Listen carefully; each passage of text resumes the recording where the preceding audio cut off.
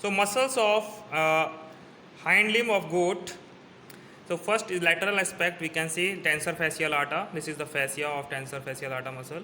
So this is triangular muscle, mostly present lateral aspect, and we can see anterior some part of presented, that is anterior aspect. Then next is gluteus medius present in this position, and gluteus profundus, which is not completely here, only some part is left which is present in this position, medial aspect. Then biceps femoris. Biceps femoris is quadrilateral muscle, that is we can see. And then there is semitendinosus. So next is semitendinosus. This is the present on the lateral aspect. Then if we turn it like this, or we can see from here also. So this is the position of medial aspect. This is the head of the femur. This is round ligament coming from the fovea capitis of femoris. Then here we can see the position of muscles which is superficially present. So this is sartorius, ribbon shaped muscle forming flap like muscle we can say, and it covers the medial aspect. Then below that we can see this is the pectineus, this is an adductor, and then this is the semi-membranous muscle. This is the semi-membranous muscle. Then next to it, the next muscles which is present in this position, that's quadratus femoris, gemellus, obturator internus, obturator externus. These are present here in the position at the ventral surface of the pelvic symphysis, which is only some part is left actually.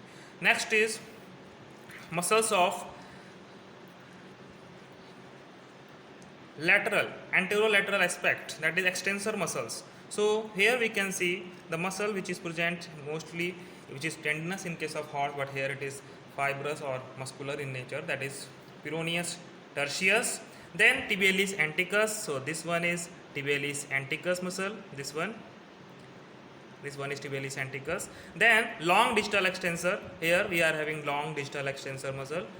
This one is long distal extensor having two bellies. One is medial, one is lateral. And then we can see this tendons are passing through the retinacula. This is the annular ligament or retinacula, and then the tendon of peroneus tertius is also passing this like this.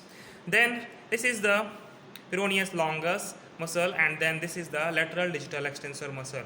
So these all are passing through this retinacula up to the level of tarsus and then metatarsus. Here we can see the two tendons, lateral and medial, of long distal extensor like this. They are passing, and they are also kept in position with the help of proximal. This is proximal retinacula, and one is distal in this position is present. Next thing is the muscles of posteromedial aspect. So in this aspect we can see this is the deep digital flexor muscle, and then here popliteus muscle which covers the posterior surface of the tibia. Then we can see here, if we reflect it is biceps femoris, we can see here this is the gastrocnemius which is forming the tendon, that is Achilles tendon, along with the deep digital flexor. If we reflect the gastrocnemius, we can see here this is the superficial digital flexor.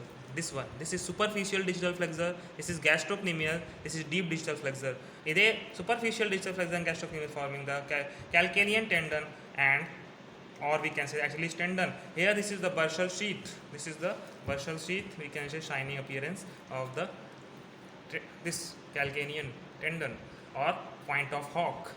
Then next to this we can see here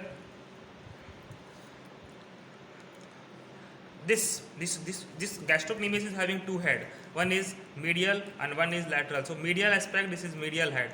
Then after that we can see here this patella. This is the position of patella. This is medial patellar ligament. This is medial patellar ligament. This is lateral patellar ligament. If we reflect it, we can see here popliteal lymph node. This is popliteal lymph node. Then we can see sciatic nerve. That is the largest nerve of the body. Then one branch of this is passing through the two head of gastrocnemius, that is tibial nerve. This is passing at the level of anterior tibial, and then it is passing here. We can see this position of the tibial, and then it is known as at the level of tarsus. This is coming in front of Achilles tendon, and then it is passing here in the tarsal canal and divide into lateral and medial plantar nerves. Then one branch of this is coming anteriorly. This is known as peroneal or fibular nerve. It is giving two. This is common peroneal, so they are giving two superficial and deep branch. Deep branch supplies the muscles of extensor group. Tibial supplies the muscles of flexor group. And then one of this branch is passing at the level of this up to the level of digits, and then we can see here this one.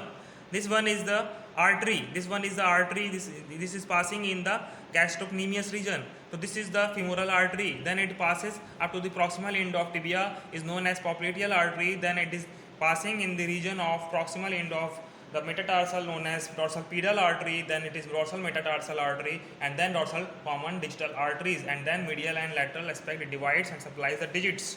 So like this, one of the branch of artery, that is external iliac artery, is passing at the level of medial aspect of the stifle and supplies the stifle joint, and then it divides into the medial and lateral plantar arteries from the saphenous artery. So like this, we have seen that arterial supply or blood supply, nerve supply in the hind limb along with the muscles of hind limb.